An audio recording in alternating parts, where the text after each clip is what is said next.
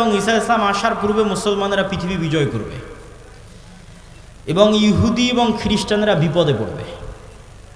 যেহেতু ইহুদি এবং খ্রিস্টানরা বিপদে পড়বে, বিশেষ করে ইহুদিরা, তো এখন ইহুদিদের বাঁচানোর জন্য দাজ্জাল বের হবে। এবং যেহেতু দাজ্জালের পক্ষে কাজ করার মতো আর পৃথিবীতে কেউ অবশিষ্ট নাই, এই জন্য এবার দাজ্জাল নিজেই বের হবে। দাজ্জাল যখন নিজেই বের হবে তখন এক নিমিষে, এক সেকেন্ডে সকল ক্ষমতা দাজ্জালের কাছে চলে যাবে।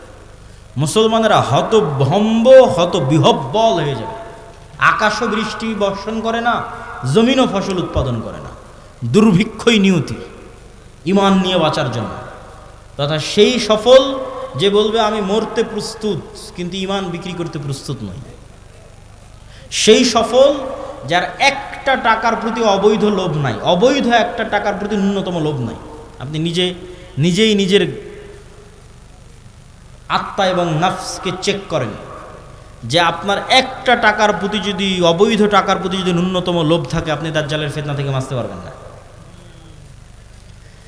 পরকালে যার বিশ্বাস সর্বোচ্চ পর্যায়ে, পরকালে যার বিশ্বাস সর্বোচ্চ লেভেলে, ও দাজ্জালের ফিতনা থেকে বাঁচতে পারবে। আসহাবুল উখদুদ ওয়াস সামাই যাতিল বুরুজ ওয়াল ইয়াউমিল মাউউদ ওয়া শাহিদুন ওয়া মাশহুদ কুতিলা আসহাবুল উখদুদ। ওদের বলা হলো হয় ঈমান না হয় সামনে আগুন, ঝাঁপিয়ে পড়ো। তো ওরা বলল আমরা আগুনেই ঝাঁপিয়ে পড়ব। তো ওরা আগুনে কেমনে ঝাঁপিয়ে পড়বে এটা ছাড়া সম্ভব নয় ঝাঁপিয়ে পড়া, যদি ওই আগুনে জান্নাত না দেখে। আর নিজের বাড়িতে যে এসি রুম আছে ওখানে জাহান্নামের আগুন জ্বলতেছে। তো ওরা এটা বিশ্বাস করে যে আমি যদি আমার এসি রুমে ফিরে যাই ঈমান পরিত্যাগ করে, তাহলে ওই এসিরা বাতাস নয়, এটা জাহান্নামের আগুন। আর যদি সামনের আগুনে ঢুকে যায় তাহলে এটা আগুন নয়, এটা জান্নাত। তো এই সেম ঘটনা তো দাজ্জালের সময় হবে। দাজ্জালের জান্নাতে যে ঢুকবে ও ঢুকে গেল জাহান্নামে, আর দাজ্জালের জাহান্নামে যে ঢুকবে ও ঢুকে গেল জান্নাতে। তাহলে পরকালের উপর ইয়াকিন না থাকলে তো আপনি দাজ্জালের ফিতনা থেকে বাঁচতে পারবেন না। তাহলে এবার দাজ্জালের আবির্ভাবের পর সারা পৃথিবীর সব মুমিন মুসলমান বিপদে, কোনো খাবার নাই, অসহায়, কিচ্ছু নাই। এবার বিপদগ্রস্ত মুমিন মুসলমানদের বাঁচানোর জন্য আসবে ঈসা আলাইহিস সালাম। এই হলো প্রেক্ষাপট। তাহলে শুরুতে বিপদে ইহুদি খ্রিস্টানেরা, বাঁচাতে আসবে দাজ্জাল। সব ক্ষমতা তখন দাজ্জালের কাছে। বিপদে এবার মুসলমানেরা। কোন মুসলমানেরা? যারা সব দেশ বিজয় করে শেষ করে দিয়েছে। তুরস্ক বিজয় করেছে, মসজিদে আকসা, ভারত, তারপরে ইতালি, সব বিজয় শেষ করে দিয়েছে। ওরা এখন চরম বিপদে। এবার ওদেরকে বাঁচানোর জন্য আসবে ঈসা আলাইহিস সালাম। ঈসা আলাইহিস সালামও এমন অলৌকিক ক্ষমতা নিয়ে আসবেন যে তার নিঃশ্বাস যতদূর পর্যন্ত যাবে, নিঃশ্বাসে কাফের মারা যাবে। আল্লাহু আকবার, আল্লাহু আকবার। নিঃশ্বাসের স্পর্শে কাফের মারা যাবে, রাসূল সাল্লাল্লাহু আলাইহি ওয়াসাল্লাম বলছেন। আর ঈসা আলাইহিস সালামের অলৌকিকত্ব এত টপ লেভেলের হবে যে দাজ্জালকে আলাদা করে হত্যা করা লাগবে না। দাজ্জাল যদি শুধু দেখে ঈসা আলাইহিস সালামের দিকে, ইয়াজুবু কামা ইয়াজুবুল মা, পানিতে লবণ দিলে যেভাবে গলে যায় সেভাবে গলে যাবে, ছেড়ে দিলে গলেই মারা যাবে। কিন্তু ঈসা আলাইহিস সালাম ছাড়বেন না, নিজে হাতে হত্যা করবেন। যেখানে হত্যা করবেন ওটাও ইসরায়েলের সীমানার মধ্যে। ইসরায়েলের বর্তমান রাজধানী তেল আবিব থেকে অতি নিকটে বাবে লুদ নামক জায়গায় দাজ্জালকে ঈসা আলাইহিস সালাম হত্যা করবেন। তো যেই ঈসা আলাইহিস সালাম এবং যেই মুমিন মুজাহিদেরা পৃথিবীর সবচেয়ে বড় ফিতনা দাজ্জালকে হত্যা করলো, তাদেরকে এবার আল্লাহ বলবে তোমরা তো এত বড় ফিতনা মোকাবেলা করলা, এখন আমার এমন একদল বান্দা বের হবে, ইয়াখরুজু ইবাদি লা ইয়াদানি লি আহাদিন, কারো পক্ষে সম্ভব নয় যে আমার ওই বান্দাদের মোকাবেলা করে। ঈসা আলাইহিস সালাম এত বড় নবী, তিনি পৃথিবীর সবচেয়ে বড় ফিতনা দাজ্জালকে হত্যা করলেন, তাকে আল্লাহ বলছে তুমিও পারবা না এখন যারা বের হবে। অতএব মুমিন মুজাহিদদের নিয়ে তুমি তুর পাহাড়ে আশ্রয় নাও। তাহলে ঘটনার ক্ষেত্রগুলো দেখেন। তুরস্ক এবং সিরিয়ার সীমান্তবর্তী অঞ্চল, সিরিয়ার রাজধানী দামেস্ক, মসজিদে আকসা, বাবে লুদ যেখানে দাজ্জালকে হত্যা করা হলো, তুর পাহাড়, এই এরিয়াগুলোতে এই ঘটনাগুলো ঘটতেছে। শেষ সময়ের ঘটনা এখানেই ঘটবে, শামে ঘটবে। তো তুর পাহাড়ে আশ্রয় নেওয়ার পর কারা বের হবে? ইয়াজুজ আর মাজুজ। ইয়াজুজ মাজুজের সংখ্যা কত বেশি? একটা সহিহ হাদিস বলবো আর একটা জয়ীফ হাদিস। সহিহ হাদিসে রাসূলুল্লাহ সাল্লাল্লাহু আলাইহি ওয়াসাল্লাম বললেন যে আদম আলাইহিস সালামের পিঠ থেকে আল্লাহ মানুষকে বের করলেন, আদমের সকল সন্তানকে। বের করে বলা হচ্ছে প্রতি 1000-এ একজন জান্নাতে, 999 জন জাহান্নামে। এই হাদিস রাসূল সাল্লাল্লাহু আলাইহি ওয়াসাল্লাম সাহাবীদের শোনাচ্ছে। তো প্রতি 1000-এ 999 জন জাহান্নামে, এটা শুনে সাহাবীদের মাথা নষ্ট, যে তাহলে তো আমরা সবাই জাহান্নামে। আদম সন্তানের জাহান্নামে যায় প্রতি 1000-এ, তাহলে তো আমরা সবাই জাহান্নামে। তখন মুহাম্মদ সাল্লাল্লাহু আলাইহি ওয়াসাল্লাম সাহাবীদের বলতেছে, হতাশ হয়ো না, এই 999 জনের বেশিরভাগই ইয়াজুজ মাজুজ। এই 999 জনের বেশিরভাগই ইয়াজুজ মাজুজ। তো কতজন জাহান্নামে যাবে ইয়াজুজ মাজুজের বাইরে স্বাভাবিক মানুষের মধ্যে থেকে, এটা তো আমরা জানি না। তো এই জন্য নির্ধারিত করে বলা মুশকিল, কিন্তু এতটুকু অন্তত বোঝা যায়, আইডিয়া করা যায় যে আদম আলাইহিস সালাতু ওয়াস সালাম থেকে নিয়ে কিয়ামত পর্যন্ত যত মানুষ আসবে তাদের কয়েক শত গুণ হচ্ছে ইয়াজুজ মাজুজ। এই হাদিস থেকে অন্তত এতটুকু বোঝা যায় যে আদম থেকে নিয়ে কিয়ামত পর্যন্ত যত মানুষ আমরা হব, এত মানুষের কয়েক শতগুণ হচ্ছে ইয়াজুজ মাজুজ। আর জয়ীফ হাদিসটা কি? জয়ীফ হাদিসটা হচ্ছে যে ইয়াজুজ মাজুজের এক প্রজন্ম তার জীবদ্দশায় 1000 প্রজন্মকে দেখে। বুঝেন, আমরা মানুষ জীবদ্দশায় সর্বোচ্চ 2টা প্রজন্ম দেখি, অথবা 3টা প্রজন্ম। আমি, আমার বাপ, আমার দাদা। আমার দাদা তার ছেলেকে দেখেছে, তার ছেলে আব্দুল্লাহকে দেখেছে, তাহলে 2 প্রজন্ম দেখেছে। দেখতেই দুনিয়া থেকে শেষ। তো ইয়াজুজ মাজুজের এক প্রজন্ম তাদের জীবদ্দশায় 1000 প্রজন্মকে দেখে। তাহলে কিভাবে তাদের জন্ম বৃদ্ধি হার এবং কিভাবে তাদের বৃদ্ধির হার, এটা সব উলদে আদম, আদমের সন্তান। তো এরা পৃথিবীতে বের হয়ে সব পানি, ফসল আদি যা আছে সব খেয়ে শেষ করবে, এবং তাদের এই ভয়ঙ্কর ভয়াবহতায় তুর পাহাড়ে ঈসা আলাইহিস সালাতু ওয়াস সালাম বিপদে মুমিন মুজাহিদদের নিয়ে, খাবার নাই, ওই সেম কষ্ট, দাজ্জাল থাকতে যে কষ্ট ছিল ওই কষ্ট। এখান থেকে আপনি আরেকটা জিনিস শিখেন, যে আপনি কত বড় নবী, কত বড় উলিয়া উলিয়া, কত বড় মুজাহিদ, তাও আল্লাহ আপনাকে কিভাবে বিপদ দিয়ে পরীক্ষা করতেছে। কেমন বিপদ? এত বড় নবী, তাও খাবার নাই। যে নবী নিজে হাতে দাজ্জালকে হত্যা করেছে, তার খাবার নাই, সে নবী এখন আল্লাহর কাছে কাঁদতেছে যে আল্লাহ এই বিপদ থেকে বাঁচান। তো এই জন্য সবসময় আল্লাহর সামনে নত, আল্লাহর সামনে সাহায্য, এটা ছাড়া কোনো রাস্তা নেই। তো ঈসা আলাইহিস সালামের কান্নাকাটি এবং মুমিন মুজাহিদদের কান্নাকাটিতে আল্লাহ সুবহানাহু ওয়া তাআলা ইয়াজুজ মাজুজের শরীরে এক প্রকার পোকামাকড় এবং অসুখ দিবেন। তারা মারা যাবে কেমন করে? হাদিসের বাক্যটা শোনেন, কামাউতি নাফাসিন ওয়াহিদিন। একটা মানুষ মারা গেলে যা হয়, পুরো ইয়াজুজ মাজুজ একসাথে ওইভাবে মারা যাবে, যেন একটা মানুষ মারা গেল। তথা একটা মানুষ মরতে যতটুকু সময় লাগে, পুরো ইয়াজুজ মাজুজ কোটি কোটি, হাজার হাজার ওইভাবে একসাথে, at a time, at a moment, at a second মারা যাবে।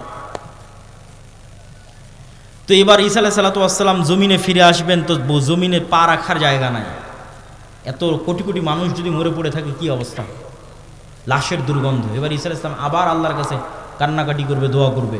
তখন আল্লাহ সুবহানাহু ওয়া তাআলা রাসূল সাল্লাল্লাহু আলাইহি ওয়াসাল্লামের ভাষা অনুযায়ী আনাকি ইবিলিল বুখত, বুখত গোত্রের উটের কুঁজ যেমন উঁচু হয়, ওই রকম উঁচু কুঁজ বিশিষ্ট একদল পাখিকে পাঠাবেন, যেই পাখি হাজার হাজার কোটি কোটি লাখ লাখ লাশকে নিয়ে যে এমন জায়গায় ফেলে দিবে যেখানে মানুষ বসবাস করে না।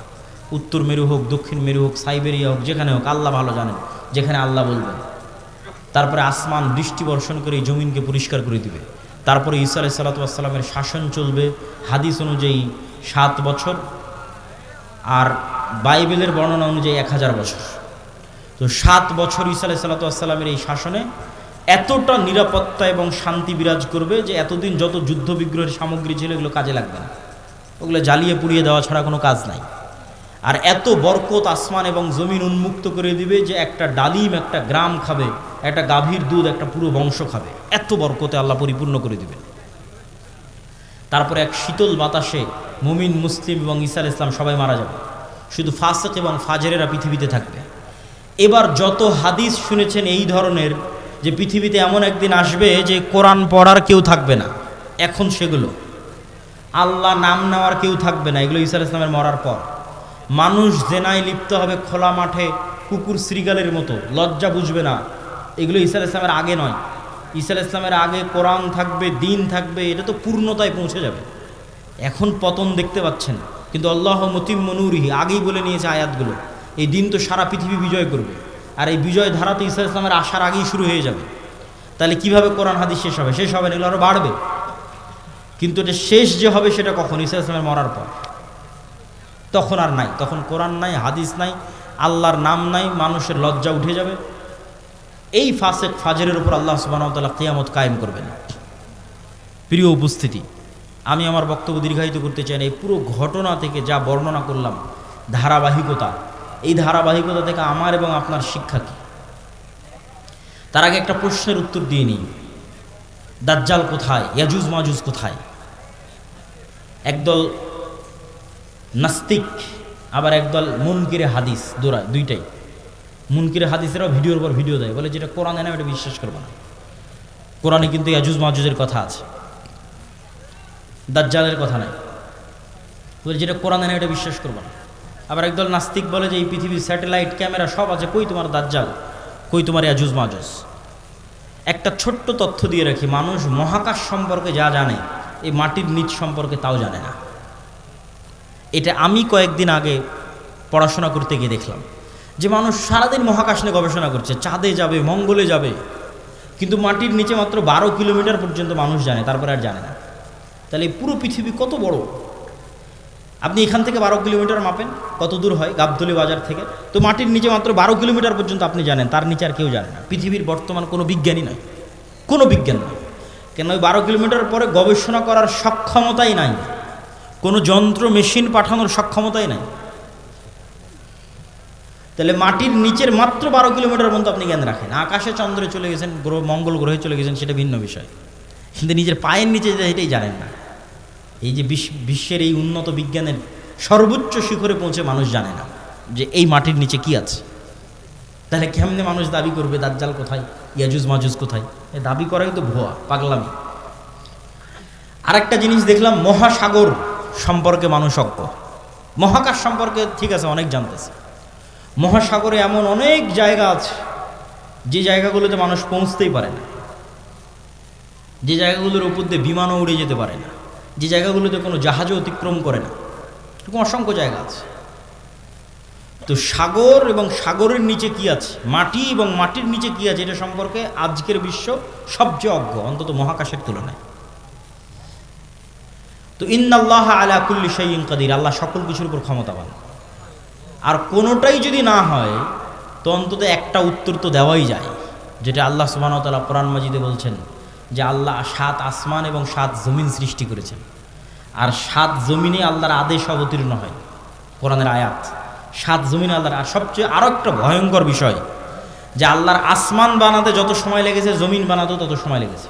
7 আসমান বানাতে যা টাইম, 7 জমিন বানাতেও তাই টাইম। তাহলে 7 আসমান কত বড়, 7 জমিন তাহলে কত বড় হতে পারে? এখন ইয়াজুজ মাজুজ আর দাজ্জাল যদি অন্য জমিন থেকে বের হয়ে আসে, এই জমিনে কিছু করার নেই, এটাকে অস্বীকার করতে পারবে না যে না, নিশ্চিত নাই। তো অতএব আল্লাহ সুবহানাহু তাআলা সকল কিছুর উপর ক্ষমতাবান। এই জমিনেও থাকতে পারে, এই জমিনের সাগরেও থাকতে পারে, এই জমিনের নিচেও থাকতে পারে, মানুষের জ্ঞান পরিপূর্ণ নয়, অন্য জমিনেও থাকতে পারে, সেখান থেকেও আসতে পারে। এই জন্য সূরা কাহাফ, দাজ্জালের ফিতনা থেকে বাঁচতে সূরা কাহাফ পড়তে বলা হয়েছে। সূরা কাহাফের সব ব্যতিক্রম ঘটনাগুলো দাজ্জালের আসার সাথে মিলবে, দাজ্জালের যুগের যে ফিতনা ওগুলোর সাথে মিলবে। সূরা কাহাফের 4টা ব্যতিক্রম ঘটনা আছে, তার মধ্যে একটা ব্যতিক্রম ঘটনা খিজির আলাইহিস সালামের। কই থেকে আসলো খিজির আলাইহিস সালাম? কোথায় ছিল? বলে মাছ যেখানে জীবিত হয়ে যাবে সেখানে খিজির আছে, তুমি মাছ ভেজে নিয়ে রওনা দাও, যেখানে মাছ জীবিত হয়ে যাবে ওখানে খিজির আছে। তো খিজির আলাইহিস সালাম জিজ্ঞেস করতেছে যে সালাম কিভাবে? মুসা আলাইহিস সালাম সালাম দিচ্ছে, সালাম জান্নাতের সালাম দুনিয়াতে কিভাবে? তো খিজির আলাইহিস সালাম যদি অন্য পৃথিবী থেকে এসে থাকে নিশ্চিত করে, অথবা এই পৃথিবীতেও থাকতে পারে, তো খিজির আলাইহিস সালামকে যদি আল্লাহ সুবহানাহু ওয়া তাআলা আড়ালে রাখতে পারে, দাজ্জাল এবং ইয়াজুজ মাজুজকেও আল্লাহ সুবহানাহু ওয়া তাআলা আড়ালে রাখার সক্ষমতা আছে। তো ওই দাজ্জালের সময়ের ফিতনার সাথে এই সূরা কাহাফের ঘটনাগুলো মিলবে। আসহাবে কাহাফ, আসহাবে কাহাফের কথা বলতে গিয়ে আল্লাহ বলছেন ওয়াহুম আইকাজ, তাদেরকে আমি ঘুমিয়ে রেখেছি, কিন্তু মানুষ দেখলে মনে করবো ওরা জেগে আছে। আপনি দেখলে মনে করবেন এই মানুষটা জেগে আছে, কিন্তু ওরা নিজেরাও বুঝতে পারছে ওরা ঘুমিয়ে আছে। আল্লাহও বলছেন ঘুমিয়ে আছে, এইভাবেই 309 বছর পার হয়ে গেছে। ওরা ঘুম থেকে উঠে মনে করছে যে কই, আমরা তো অল্প কিছুক্ষণ মনে হয় শুয়েছিলাম, ঘুমিয়েছিলাম, কিন্তু 300 বছর পার হয়ে গেছে। তো সময়ের যে আপেক্ষিকতা, এটার কন্ট্রোল আল্লাহর হাতে। এই আপেক্ষিকতার প্রভাবিত মানুষ দেখবে যে একদিন হয়ে যাবে 1 বছরের সময়। তো পৃথিবীতে অবশ্যই ব্যাপক কোনো পরিবর্তন ঘটবে, যেটার প্রভাবে 1 বছর, 1 মাস, 1 সপ্তাহ, সেটা কি আল্লাহ সুবহানাহু ওয়া তাআলা ভালো জানে। তো প্রিয় উপস্থিতি, এই 1 নাম্বার কর্তব্য কি, সংক্ষিপ্ত বক্তব্য শেষ করে দিচ্ছি, এগুলোর উপর ঈমান রাখা। 2 নাম্বার কি, যে কোনো মুহূর্তেই দাজ্জাল বের হতে পারে, যে কোনো মুহূর্তে কিয়ামত হতে পারে, কথা এটাই ঠিক। রাসূল সাল্লাল্লাহু আলাইহি ওয়াসাল্লাম আশঙ্কা করতেন দাজ্জাল মনে হয় এখনই বের হয়ে গেল। এরকম অনেকগুলো ঘটনা আছে হাদিসে, ইবনে সাইয়াদের ঘটনাগুলো বেশি, তার মধ্যে প্রসিদ্ধ। তো ফিতনা তো সবসময়ই চলছে। তো ফিতনার সময় আপনি বেঁচে থাকবেন, ঈমান নিয়ে বেঁচে থাকবেন, এটার 2টা কাজ: পরকালের প্রতি সর্বোচ্চ জ্ঞান, সর্বোচ্চ ইয়াকিন, এবং অবৈধ 1 টাকার উপরে, অবৈধ ধন সম্পদ ক্ষমতার উপর ন্যূনতম লোভ না থাকা। এবং সফলতা এটা নয় যে আপনি বাড়ি গাড়ি টাকা পয়সার মালিক হবেন, সফলতা এটা যে আপনি ঈমান এবং সালাত অবস্থায় পৃথিবী থেকে বিদায় নেবেন, এটাই সফলতা।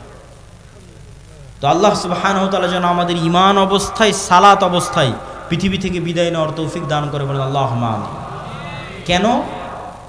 কেন আমাদের ঈমান অবস্থায় বিদায় নিতে হবে? এত লম্বা ঘটনা বলে এই পুরো ঘটনার উপর একটু পানি দিয়ে একটা কথা বলে, সেটা হচ্ছে ঈসা আলাইহিস সালাম যখন আসবে, ইমাম মাহদি যখন আসবে, দাজ্জাল যখন আসবে, তখন কি নতুন কোনো দিন আসবে নাকি? নতুন কোনো কোরআন আসবে নাকি? নতুন কোনো হাদিস আসবে নাকি? কোরআন এবং হাদিস তো এইটাই যেটা এখন আছে। তাহলে সবচেয়ে বড় ঘটনা তো আগেই ঘটে গেছে, মুহাম্মদ সাল্লাল্লাহু আলাইহি ওয়াসাল্লামের আসা এবং কোরআনের প্রেরিত। তাহলে ঈসা আলাইহিস সালাম যে কোরআনের উপর আমল করবেন, ওটা আপনার কাছে আছে। ইমাম মাহদি যেই কোরআন দিয়ে রাষ্ট্র চালাবে, ওটা আপনার কাছে আছে। আর দাজ্জাল যেই নবীকে মানতে বলতেছে, ওই নবী চলে যাওয়ার 1400 বছর হয়ে গেছে। তাহলে কাজ আমাদের কাছে আছে। হ্যাঁ, ইমাম মাহদি যেই দিন আসবে সেই দিন আমি সব কিছু করবো, জি না, এটাতে প্রোডাক্টিভিটি নষ্ট হয়। এই জন্য আগেই বলেছি, দাজ্জাল আসার আগেই মুসলমানেরা বিজয় করবে। এই জন্য প্রোডাক্টিভিটি বন্ধ করা যাবে না, কেন আসল কাজ তো আমাদের কাছে আছেই। নতুন করে তো আর কিছু আসবে না। ঈসা আলাইহিস সালাম তো নতুন কোরআন আনবেন না, এই কোরআন তো আমার কাছে আছে। ইমাম মাহদি তো আর নতুন হাদিস নিয়ে আসবে না, হাদিস তো এটাই, তো ওটা তো আমাদের কাছে আছে। তাহলে কাজ তো আমাদের কাছে আছে। আরও একটা কি মাথায় নিয়ে উঠে যাবেন, মানুষের মৃত্যু কিয়ামত, কিয়ামত আমার মরে যাওয়াই আমার কিয়ামত। কেন, আমি তো পরকালের জগতে ঢুকে গেছি, কবর, বারজাখ। আমার মৃত্যুর মাধ্যমে আমি পরকালের জগতে ঢুকে গেলাম, তাহলে আমার কিয়ামত আগেই হয়ে গেল। দাজ্জাল আসার আগেই কিয়ামত হয়ে গেল আমার। তাহলে আমার মৃত্যু যেহেতু আমার দোরগড়ায়, তাহলে দাজ্জাল কখন আসলো, মাহদি কখন আসলো, সেটার প্রতি ধর্তব্য না করে ওই যুগেও যেই কোরআনের উপর আমল হবে, যেই কোরআন দিয়ে বাঁচা যাবে, সেই কোরআন আমার কাছে আছে। তাহলে এখন আপনার কাজ কি? আপনার নিজের মৃত্যুর প্রস্তুতি নেওয়া, আর আপনার সামনে যে কোরআন আছে, যেটা সবচেয়ে বড় ঘটনা, দাজ্জালের চেয়ে তো বড় ঘটনা, মাহদি ঈসার চেয়ে তো বড় ঘটনা, কোরআনের প্রেরিত আমল, এইটার উপর আমল করা, পড়া, হাদিস পড়া এবং আমল করা। এবং ইমানের উপর মৃত্যু, সালাতের উপর মৃত্যু, এটা অতীত যুগের সব নবী রাসূলের শিক্ষা। আল্লাহ সুবহানাহু ওয়া তাআলা আমাদের তৌফিক দান করুক, আল্লাহুম্মা আমিন। বক্তব্যের শেষে, আর এই ফিতনা মোকাবেলা করবে উম্মতে মুহাম্মাদী, সর্বশ্রেষ্ঠ উম্মত মোকাবেলা করবে পৃথিবীর সবচেয়ে বড় ফিতনার। কেন দাজ্জালের ফিতনা সবচেয়ে ভয়ঙ্কর, এটাও বুঝতে হবে আপনাকে। আমি স্বেচ্ছাসেবক ভাইদের আবারও দৃষ্টি আকর্ষণ করছি যে আমাদের ডানে লোকজনের সংখ্যা বেশি হয়ে যাচ্ছে, পিছনে একটু বসার ব্যবস্থা, এবং বামে এখনও ফাঁকা আছে, বামে একটু বসার ব্যবস্থা এবং মানুষজনকে এইদিকেও একটু বসার জন্য উদ্বুদ্ধ করা। প্রিয় উপস্থিতি, কেন দাজ্জালের ফিতনা সবচেয়ে ভয়াবহ? দেখেন, কওমের নূহ আলাইহিস সালামের কওম যখন বড় বড় আল্লাহওয়ালা পীর বুজুর্গ দিনদার মানুষের মূর্তি বানালো, তখন তারাও জানতো যে মূর্তির কোনো ক্ষমতা নাই। ইয়া আবাতি লিমা তা'বুদু মা লা তাসমাউ, ইব্রাহিম আলাইহিস সালাম বাপকে বলছে, হে আমার বাপ, এমন মূর্তির কেমনে ইবাদত করো যে শুনতেও পায় না, দেখতেও পায় না। তাহলে আগের যুগের মানুষ যে মূর্তির ইবাদত করতো অথবা এখনো করে, তাদের সাথে কোরআনের যে তর্ক বিতর্ক, এই তর্ক বিতর্কের মানদণ্ড হচ্ছে, তোমরা যেই সমস্ত বাতিল ইলাহের পূজা করো, এদের রব হওয়ার ক্ষমতা নাই। রব হওয়ার ক্ষমতা নাই মানে কথা বলার ক্ষমতা নাই, শোনার ক্ষমতা নাই, দেখার ক্ষমতা নাই, সৃষ্টির ক্ষমতা নাই। এরা একটা মাছি বানাতে পারবে না, মশা বানাতে পারবে না, এরা একটা খেজুরের বিচির দানার উপরের যে পাতলা আবরণ থাকে, ওটার পর্যন্ত এরা মালিক নয়, তাহলে যে রব নয় ও ইবাদতের যোগ্য কেমনে হয়? রব তো আমি, আসমান জমিন আমি বানিয়েছি, সূর্য চন্দ্র আমি বানিয়েছি, ইবাদত আমার করো, এই দিয়ে কোরআন পরিপূর্ণ। এটা মানুষের বুঝতে সহজ যে এর ক্ষমতা নাই, কেন এর ইবাদত করব। কিন্তু এই কনটেক্সট অচল হয়ে যাবে যখন দাজ্জাল আসবে। কেন দাজ্জাল রব যা যা করতে পারে তার প্রায় সব কিছুই করে দেখাবে। এই জন্য দাজ্জালের ফিতনা সবচেয়ে ভয়াবহ, ভয়ঙ্কর ফিতনা। মা কালী, মা দুর্গা আর শাহজালাল আর শাহপরাণ, যাদেরই মানুষ আল্লাহ বাদ দিয়ে ইবাদত করছে, আর ঈসা আলাইহিস সালাতু ওয়াস সালাম আর মারিয়াম আলাইহিস সালাতু ওয়াস সালাম আর যাদেরই ইবাদত করছে, তারা কেউ এখন আপনাকে দেখাতে পারবে না যে আমি আকাশকে আদেশ দিলাম আকাশ বৃষ্টি বর্ষণ করবে, আমি জমিনকে আদেশ দিলাম জমিন ফসল উৎপাদন করবে, জান্নাত দেখালাম জান্নাতে ঢুকে যাও, জাহান্নাম দেখালাম জাহান্নামে ঢুকে যাও, মৃতকে জীবিত করে দিলাম। এই রকম একচ্ছত্র কন্ট্রোল যা একমাত্র রবের থাকে, তার কারণ নাই, ফলত ওদেরকে বাতিল ইলাহ প্রমাণ করা সহজ। কিন্তু যখন একজন সত্যি সত্যি এগুলো আপনাকে করে দেখাবে, তখন আপনি ঈমান ধরে রাখতে পারবেন না। অনেকগুলো কারণে। এক নাম্বার কারণ, যারা ধরেন আগে থেকেই শক্তিশালী কোনো কিছু দেখলেই আরে বাবা এই তো অনেক বড় ওলিয়া উলিয়া কবিরাজ, অনেক কিছু করতে পারে, দেখলেই যাদের অন্তরে ভয় ঢুকে যায়, মনে হয় না এর কাছে মনে হয় কোনো ক্ষমতা আছে, এরা তো এমনি দাজ্জালের পূজা করবে। যারা যুগ যুগ মূর্তির পূজা করেছে, মাজারের পূজা করেছে, এদের বাধা হবে না। ওরা দাজ্জালের ক্ষমতা পাওয়ার দেখে মনে করবে অনেক বড় উলিয়া আল্লাহ চলে এসেছে, অনেক বড় কারামতে আউলিয়া চলে এসেছে, অতএব এখন আর ইবাদত করো, এখন আর পূজা করলে সমস্যা নেই। তো একদল তো এমনি পদভ্রষ্ট হয়ে যাবে। আরেক দল মানুষ থাকে যারা মোটামুটি আল্লাহর উপর ঈমান রাখে, কিন্তু ইস্তেকামা, ঈমানের উপর ইস্তেকামার জন্য সবর লাগে। সবর করার ক্ষমতা এবং সাহস এদের নাই। এদের দেখবেন এখন দুনিয়াবি ক্ষমতা যাদের কাছে, ওদের ওখানে গিয়ে সিজদা দিচ্ছে। আজ থেকে 6-7 মাস আগে 16 বছর যাদের কাছে ক্ষমতা ছিল, ওদের কাছে গিয়ে সিজদা দিয়েছে। ক্ষমতার বাইরে এরা চিন্তা করতে পারে না। ক্ষমতা যেখানে, এদের কেবলা এবং মারকাজ সেখানে। এবং আপনি যদি নিজের জায়গায় দাঁড়িয়ে চিন্তা করেন, আজকে তেলের যে সংকট, আমি দাজ্জালের ফিতনার ভয়াবহতা বোঝানোর জন্য আপনাকে বলতেছি। তেলের যে সংকট, মাঝে মধ্যে আমার মনে হয় আল্লাহ আমাদের ফিতনা থেকে হেফাজত করুক, যে এখন যদি কেউ এসে বলে আব্দুল্লাহ তোমার গাড়িতে তো তেলের দরকার, তো এইটা করলে তোমাকে তেল দেওয়া হবে, ধরো তুমি আর 500 টাকা বেশি দিলে তেল দিয়ে দেবো, বা তুমি এই অপরাধটা করলে তোমাকে তেল দিয়ে দিব। তো কত মানুষ হল ঠিক আছে ভাই সমস্যা নেই, আমার গাড়িতে তেল দেন, আমি করে দিচ্ছি। যেমন কোনো একটা দেশকে যদি বলা হয় যে সব তেলের কন্ট্রোল আমার হাতে, এটা করো তেল পাবা, নাহলে কিন্তু আবাদও বন্ধ হয়ে যাবে। আমরা মনে করি তেল মানে দিয়ে শুধু গাড়ি চলে। পেট্রোকেমিক্যাল থেকে সকল সার উৎপাদন হয়, সব কোনো সারই আর তৈরি হবে না। তো সার না হলে আপনি চাষ করবেন কি দিয়ে? স্যালো মেশিন স্টার্ট না দিলে পানি তুলবেন কোথায় থেকে? তো তেল মানে শুধু গাড়ি নয়, সবই এখনকার আধুনিক সভ্যতার সবই তেল।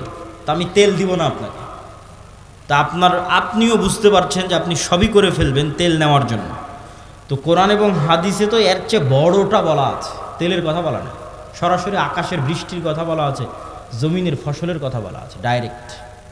যে দাজ্জাল ইরাক এবং শাম এই 2 দেশের মধ্যের সীমানা দিয়ে যেতে থাকবে। কোনো এক নগরীর মানুষের কাছে এসে বলবে এই তোমরা আমার উপর ঈমান আনছো? তারা বলবে জি জাহাপনা, জি প্রভু আপনার উপর ঈমান আনলাম। ওদের জন্য দাজ্জাল টাকা পয়সা, ধন দৌলত, রুজি রুটির এত বড় ব্যবস্থা উন্মোচন করে দিবে যে মৌমাছির ঝাঁক যেভাবে মধুর পিছনে ছুটে, ধন সম্পদ টাকা পয়সা ওই শহরের মানুষের পিছনে ওইভাবে ছুটবে। এবার অতিক্রম হতে হতে আর এক শহরে আসবে, সেই শহরের মানুষকে বলবে আমার উপর ঈমান আনয়ন করছো? তারা বলবে না, আমরা রব্বুল আলামিনের উপর ঈমান রাখি। দাজ্জাল বলবে আকাশ এখানে বৃষ্টি বর্ষণ বন্ধ করে দাও, জমিন এখানে ফসল উৎপাদন বন্ধ করে দাও, খাবার দাবার বন্ধ, টাকা পয়সা বন্ধ, সকল কিছু বন্ধ, মোবাইল বন্ধ, ইন্টারনেট বন্ধ। আজকের যুগে যদি কল্পনা করেন, এখনই আপনি ঈমান ধরে রাখতে পারবেন না, যখন ঘটবে তখনকার কথা তো বহু পরে। তো শাম অঞ্চলের মানুষেরা না খেতে পেয়ে ধনুক চাবিয়ে খাবে, তীর চাবিয়ে খাবে। তীর তো খাওয়ার জিনিস না, ধনুক তো খাওয়ার জিনিস না, কিন্তু গাছের পাতাও যেহেতু উৎপন্ন হবে না, তো কি খাবে? গাছের পাতাও তো উৎপন্ন হবে না। তো তো এ হলো দাজ্জালের ফিতনা, পৃথিবীর সবচেয়ে ভয়ঙ্কর এবং ভয়াবহ ফিতনা। দাজ্জালের ফিতনা সম্পর্কে বলতে গিয়ে দুইটা হাদিস না বললেই নয়। একটা হাদিসে রাসূলুল্লাহ সাল্লাল্লাহু আলাইহি ওয়াসাল্লাম বলছেন যে দাজ্জাল পৃথিবীতে 40 দিন সফর করবে। 40 দিনের প্রথম দিন হবে 1 বছর, দ্বিতীয় দিন হবে 1 মাস, তৃতীয় দিন হবে 1 সপ্তাহ। আর দাজ্জালের গতি হবে কাগাইসিন ইস্তাদবারাতহুর রিহ, এমন মেঘমালা যেই মেঘমালাকে ঝড়ো বাতাস উড়িয়ে নিয়ে যাচ্ছে। এই যে কয়দিন পরে কালবৈশাখী ঝড় হবে, আকাশে তাকিয়ে দেখবেন ঝড়ের সময় মেঘ কত দ্রুত চলে। তো ঝড়ের বাতাসে যে মেঘ খুব দ্রুত চলে, এরকম দ্রুত গতি হবে দাজ্জালের। তো আল্লাহর নবী মেঘের সাথে তুলনা দিয়েছেন। এখন যন্ত্র দিয়ে মেঘের মতো আকাশে উড়বে না দাজ্জাল নিজেই আকাশে উড়বে, আল্লাহু আলাম, আল্লাহ সুবহানাহু ওয়া তাআলা ভালো জানেন। কিন্তু দাজ্জালের আগমনে পৃথিবীতে এত ব্যাপক বৈপ্লবিক পরিবর্তন হবে যে পৃথিবীর দিন 1 বছরের সমান হয়ে যাবে। এটা হঠাৎ করে আল্লাহর আদেশে কোনো কারণ ছাড়াই আল্লাহ বলবেন দিন এখন তুমি 1 বছরের সমান হও, এরকম নয়। আল্লাহ লাতিফ, প্রত্যেকটা জিনিস ঘটনা পরম্পরায় হয়, মানুষ দেখবে এটা স্বাভাবিক। তথা এই ভূমণ্ডল, নভমণ্ডল, সৌরজগতে এমন বৈপ্লবিক কোনো পরিবর্তন হবে, অথবা এই পৃথিবীতে এমন বৈপ্লবিক কোনো পরিবর্তন হবে, অথবা সূর্য এবং চন্দ্রের বর্তমান ঘূর্ণায়মান প্রক্রিয়ায় এমন বড় বৈপ্লবিক পরিবর্তন হবে যেটা স্বাভাবিক হতে সময় লাগবে। 1 দিন হবে 1 বছর, তারপরের 1 দিন হবে 1 মাস, তারপরের 1 দিন হবে 1 সপ্তাহ, তারপরে স্বাভাবিক। ওইটার আগে কিছু একটা ঘটবে। দাজ্জালের আগমনই ওই রকম ভয়ঙ্কর এবং ব্যতিক্রম হবে। আল্লাহু আলাম সেটা কি হবে। দাজ্জালের বিষয়ে আরেকটি হাদিসে রাসূলুল্লাহ সাল্লাল্লাহু আলাইহি ওয়াসাল্লাম, যেটা তামিম আদ-দারির হাদিস, যারা 30 দিন সমুদ্রে লাইবা বিহিমুল মাউজ শাহরান কামিলান, সমুদ্রের ঝড়ো বাতাস এবং ঢেউ 1 মাস যাবৎ তাদেরকে কোথায় নিয়ে গেছে কোনো কন্ট্রোল ছিল না নৌকার উপর। এক দ্বীপে গিয়ে যখন নৌকা ঠেকলো, তখন দেখছে একটা প্রাণী, জীবজন্তু, জানোয়ার, গরু ছাগল মহিষ যেমন জীবজন্তু জানোয়ার, এরকম জীবজন্তু জানোয়ার যার মুখ এবং পা সব এত বিশাল লোমে ঢাকা যে কোনটা মুখ আর কোনটা পিছন এটা বোঝা যাচ্ছে না। এই জানোয়ার কথা বলতেছে। তো মানুষ তো কোনোদিন দেখেনি, মানুষ ছাড়া আর পৃথিবীর কোনো জীবজন্তু জানোয়ারকে কথা বলতে। তো আরবের ওই মানুষেরা এই জানোয়ারকে কথা বলতে দেখে মনে করেছে এটা জিন, শয়তান, কিন্তু জীবজন্তু জানোয়ার। ও বলছে আনাল জাসসাস, আমি গোয়েন্দা, একটা মানুষ তোমাদের সাথে সাক্ষাতের অপেক্ষা করছে, এদিকে যাও। তো তামিম আদ-দারি বলছে আমরা যখন ওই মানুষের কাছে গেলাম, বিশাল দেহের মানুষ, এত বিশাল দেহের মানুষ আগে কোনোদিন কখনো দেখিনি। তো দাজ্জালের বিশাল দেহের হওয়াটা কি ব্যতিক্রম কিছু? ব্যতিক্রম কিছু না। আমরা এখন 5 ফিট 5 ইঞ্চি 6 ফুট হয়ে গেছি, কিন্তু আদি পিতা আদম আলাইহিস সালাম তো আর 5 ফিট ছিলেন না। আদম আলাইহিস সালাম ছিলেন 60 দেরা, 60 হাত, 60 গজ, 40 মিটার, প্রায় 10 তলা 15 তলার সমান উঁচু। তাহলে এখন যদি আদম আলাইহিস সালাম আমার সামনে উপস্থিত হয়, তাহলে আমি তো আশ্চর্য হয়ে যাবো, কারণ এই বিশাল দেহের মানুষ তো আমি কোনোদিন দেখিনি। তাহলে দাজ্জাল বিশাল দেহের হবে, এটা ব্যতিক্রম নয়, কেননা দাজ্জাল তো আদমেরই সন্তান, মিন উলদে আদম, আদমের সন্তান। তো তার হাত, তার হাঁটু এবং তার কাঁধ এমন শক্ত করে বাঁধা আছে। আমরা তাকে জিজ্ঞেস করলাম তুমি কে? সে বলে আমার পরিচয় তোমরা জানবেই, তোমরা বলো তোমরা কারা। তা আমরা আমাদের পুরো ঘটনা বললাম। এবার দাজ্জাল 4টা প্রশ্ন করেছে। নাখাল বাইসান, আইনে জোগার, বহাইরা তাবারিয়া, নাবিয়ুল উম্মিয়িন। বহাইরা তাবারিয়া, sea of Galilee, lake of Tiberias. নাখলে বাইসান, বাইত শিয়ান। আর আইনে জোগার, স্প্রিং অফ জোয়ার। আর নাবিয়ুল উম্মিয়িন, পড়ালেখা জানে না, লিখতে জানে না, পড়তে জানে না, এমন নবী। আমাদের নবী মুহাম্মদ সাল্লাল্লাহু আলাইহি ওয়াসাল্লাম লিখতেও জানতেন না, পড়তেও জানতেন না। উনি দেখে যে পড়বেন এটা জানতেন না, কোরআন মুখস্থ করেছিলেন। প্রিয় উপস্থিতি, তো দাজ্জাল তাদেরকে এই যে চারটে জিজ্ঞেস করলো, চারটে জিজ্ঞাসার প্রথম তিনটে জিজ্ঞাসার সাথে পানি কানেক্টেড আছে, পানি এবং চাষ কানেক্টেড আছে। সি অফ গ্যালিলি, পানির উৎস, বহায়রা তাবারিয়া, ইসরায়েলের সীমানার মধ্যে। এখন এটা ইসরায়েলের সীমানার মধ্যে।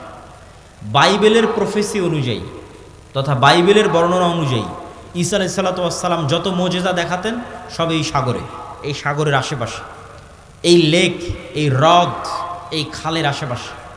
তো দাজ্জাল বলছে একদিন এখানে পানি থাকবে না। এখন পানি দাজ্জাল আসার আগেই শেষ হবে সেটা ঠিক না, আসলে না, দাজ্জাল আসার শেষ হবে না। কেন আরাক হাদিসে বলতেছে ইয়াজুজ মাজুজ যখন বের হবে তখন ওরা বহায়রা তাবারিয়ার পানি খেয়ে শেষ করে দিবে, খেয়ে শেষ করে দিয়ে অন্যদিকে আগাবে পানি শেষ করার জন্য। তাহলে পানি যদি দাজ্জাল আসার আগেই শেষ হয় তাহলে ইয়াজুজ মাজুজ আবার কোথায় পানি পাবে? এটাও তো একটা প্রশ্ন। কিন্তু দাজ্জাল বলছে এখানে একদিন পানি থাকবে না।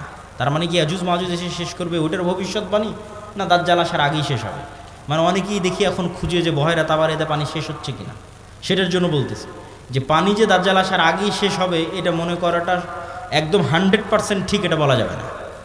কেন আরাক হাদিসে কি বলা হচ্ছে? ইয়াজুজ মাজুজ এসে বহায়রা তাবারিয়ার পানি খেয়ে নেবে। তো বলে এখানে একদিন পানি থাকবে না। 2 নম্বর কি? নাখাল বাইসান, বাইসানের খেজুর বাগান, এটাও ইসরায়েলের একটা বড় শহর, বাইত শিয়ান। বলে এখানে কি মানুষ খেজুর চাষ করে? তো বলে করে। তো বলে এখানে একদিন পানিও থাকবে না, খেজুর চাষের ব্যবস্থাও থাকবে না। তার বলে আইনে জোগার, স্প্রিং অফ জোয়ার, এটার বর্ণনাও বাইবেলে আছে। আগের যেমন বহায়রা তাবারিয়ার বর্ণনা বাইবেলে আছে, এই আইনে জোগার, স্প্রিং অফ জোয়ার, এটার বর্ণনাও বাইবেলে আছে। কি হিসেবে আছে? লূত আলাইহিস সালাতু ওয়াস সালাম যেখানে ছিলেন ওই শহরটা যখন আল্লাহ ধ্বংস করে দিলেন, যে লূত আলাইহিস সালাতু ওয়াস সালামকে যেখানে তিনি আশ্রয় দিলেন সেখানে তার জন্য পানির ব্যবস্থা, অথবা যে জায়গায় তিনি আশ্রয় নিয়েছিলেন সেই জায়গা হচ্ছে স্প্রিং অফ জোয়ার। এই জন্য ওই বহায়রা তাবারিয়ার স্প্রিং অফ জোয়ার, আইনে জোগার, এই দুটেই খ্রিস্টানেরা ব্যাপক হারে দেখতে যায়, ভিজিট করতে যায়। তো এখান থেকে আমাদের জানার বিষয় কি? এই হাদিস থেকে জানার বিষয় হচ্ছে দাজ্জাল প্রশ্ন করেছে একটা নির্দিষ্ট জায়গায়, যার প্রত্যেকটা এরিয়া 30-40 কিলোমিটারের মধ্যে। এই বহায়রা তাবারিয়া বলেন, আইনে জোগার বলেন, নাখাল বাইসান বলেন, এই বগুড়া জেলার মধ্যেই, মানে একটা সেম এরিয়ার মধ্যেই। তথা কিয়ামতের পূর্ব মুহূর্তের ফিতনার বর্ণনাগুলো নিশ্চিতভাবে কিয়ামতের পূর্ব মুহূর্তে যা যা হবে এগুলো মক্কা মদিনার বাইরে, মক্কা মদিনায় হবে না। মক্কা মদিনা ফিতনা মুক্ত থাকবে। কোথায় হবে তাহলে? সিরিয়াতে, শাম। শাম মানে আগে ফিলিস্তিনি বোঝানো হতো, শাম মানে আগে মসজিদে আকসাই বোঝানো হতো। শাম মানে আজকের শাম নয়, তথা মসজিদে আকসা এবং এর আশেপাশের অঞ্চল যেগুলোতে এখন ইসরায়েল, ফিলিস্তিন, জর্ডান, এই যে অঞ্চলগুলো এবং এখনকার যে সিরিয়া, সব কিছু এই অঞ্চলে হবে। দাজ্জালের এই সংক্ষিপ্ত বর্ণনা এবং দাজ্জালের ফিতনার এই সংক্ষিপ্ত বর্ণনার পরে কি হবে? ওই যে মুজাহিদ বাহিনী যারা দাজ্জালের মিথ্যে সংবাদ শুনে এবার দেমাশকে ফিরে আসবে, যুদ্ধ বিজয় অভিযান বাদ, কেন এটা ভয়ঙ্কর ফিতনা। এই ভয়ে দাজ্জাল আসলে বের হয়েছে কিনা, যুদ্ধ বাদ দিয়ে সবাই ফিরে আসবে তাদের যেটা সেন্টার, তাদের সেন্টার দামেস্ক। যুদ্ধ যদি রোম পর্যন্ত গিয়ে থাকে, ইতালির রাজধানী, ওখান থেকেও ফিরে দামেস্কে আসবে।